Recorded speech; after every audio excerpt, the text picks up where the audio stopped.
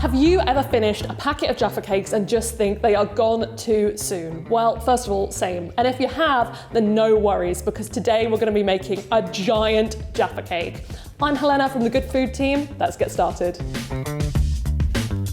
Let's start with zesting some oranges, because the real joy of a Jaffa cake is obviously that lovely orange jelly layer, which we're going to start with. We're going to need to zest 5 oranges, and you're going to want to keep the zest of 1 to decorate the top. And you can just use your bog standard oranges. They don't need to be fancy Valencia oranges. All good citrus flavour is a good thing. I have so many fond memories of Jaffa cakes. I feel like you used to get, like around Christmas time, those enormous, like metre-long Jaffa cake boxes, and my family and I would just take them down in like 20 minutes. There was no such. It's what inspired us to create the giant Jaffa cake, because we've all been there and we just wish there was one more in the box. Next up, for our jelly layer, we are going to need the juice of these oranges, so they get sliced in half. I'm going to use this lemon lime squeezer. It also fits an orange.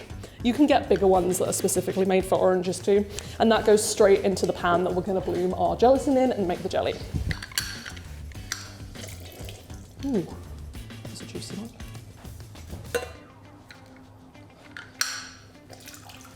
Finito!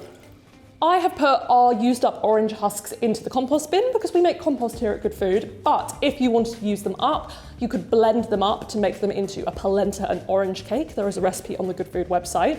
Or else, look, I haven't tried it, but it's worth a try.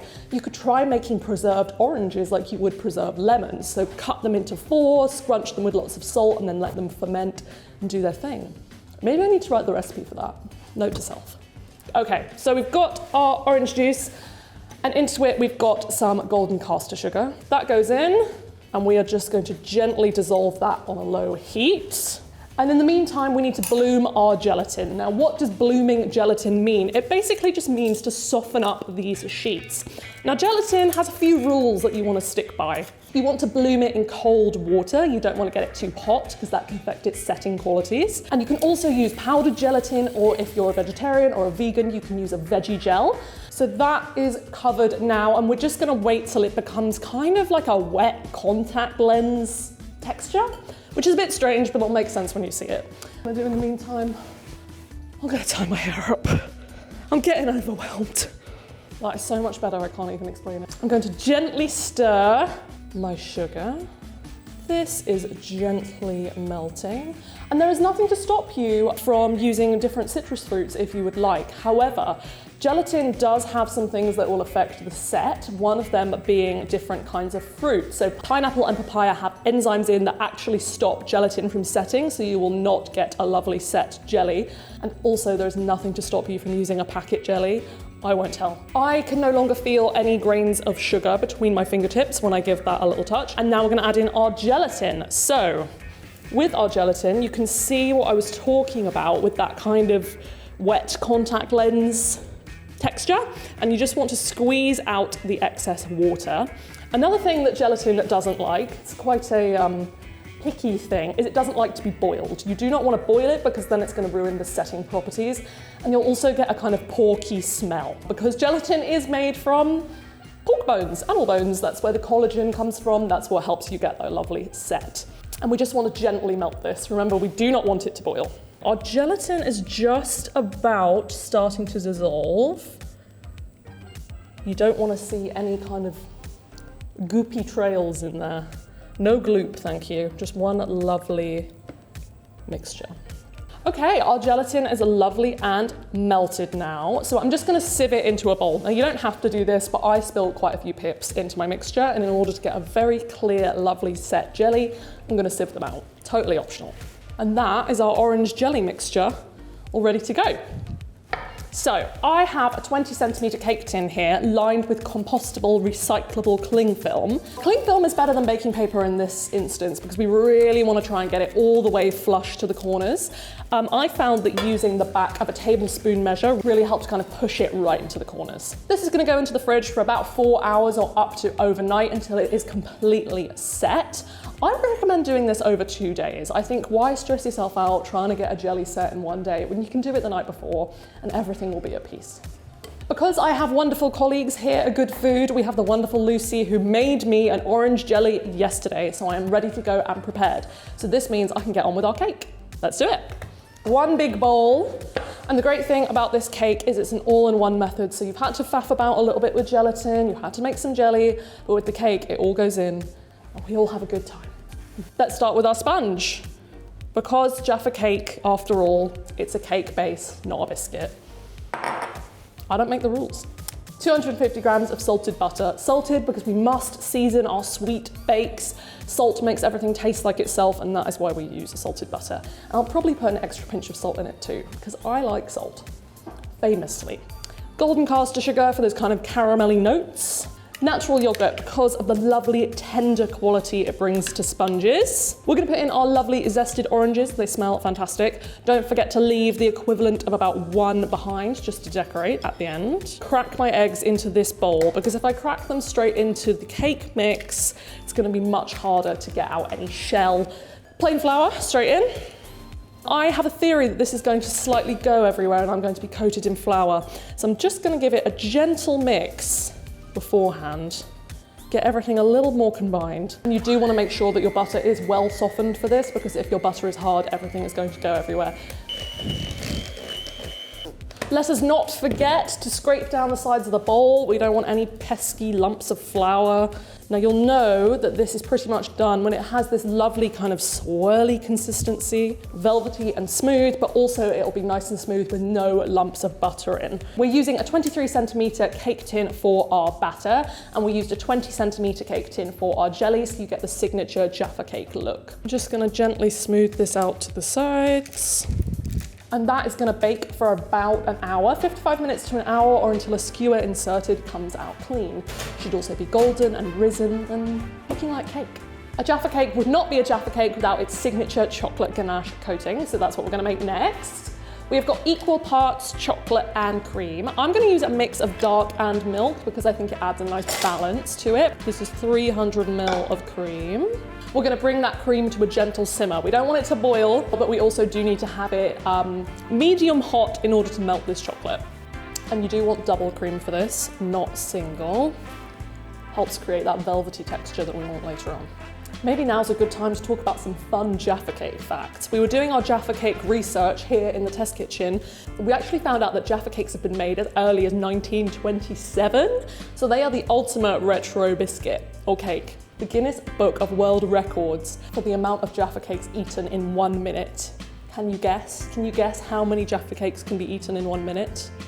It was 72. Join us next time where I try and beat the Guinness World Record. Only joking. Okay, we're getting a little bit of steam off of this now, a few bubbles around the side, and that is gonna get poured straight onto the chocolate. And now a key rule for ganache is when I pour this cream onto the chocolate, you want to let it sit. You want to leave it alone for a good 30 seconds to 1 minute. And when we start to mix this ganache, we want to mix from the center outwards because we're not looking to incorporate loads of air.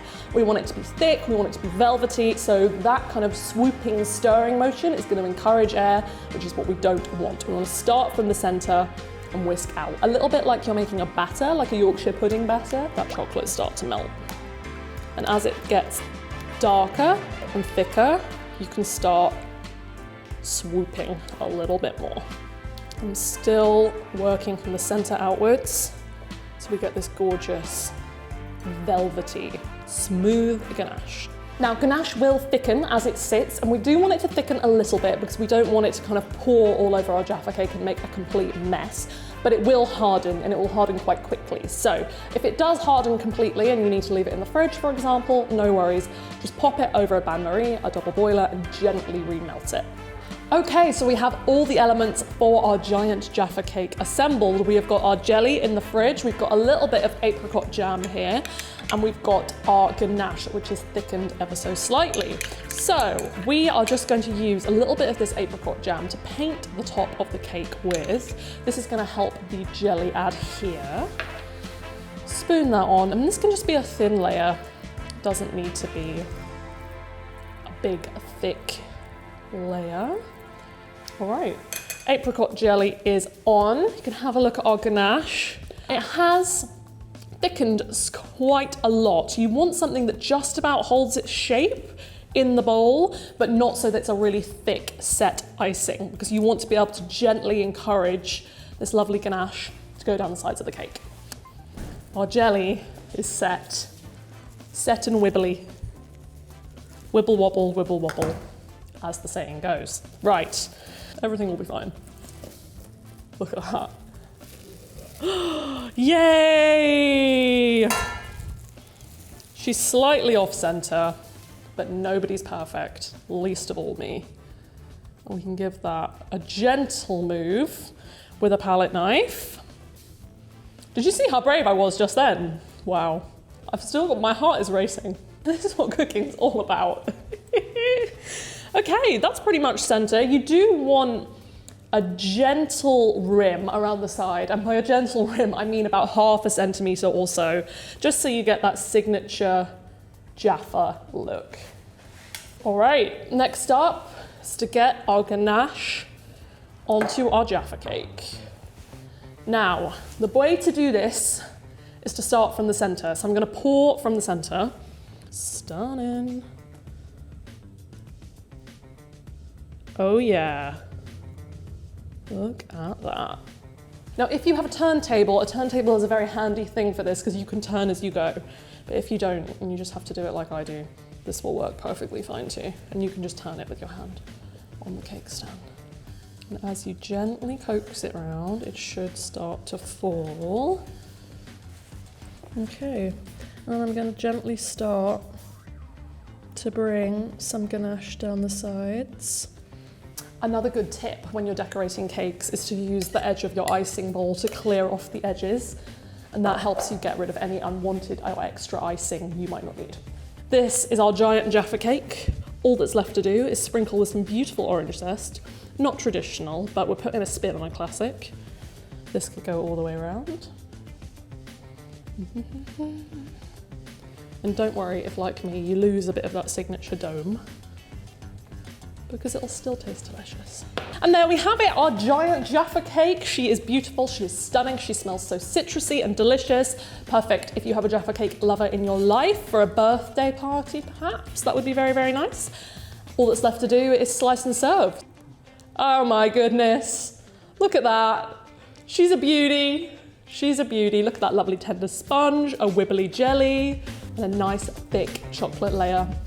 Oh, can't wait to eat it.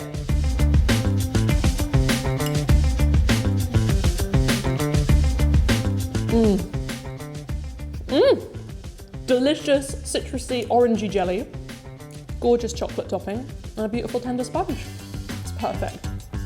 Thank you so much for joining us to make our lovely giant Jaffa cake. If you've liked what you've seen, drop us a comment and let us know if there's any other giant bakes you want to see us make next.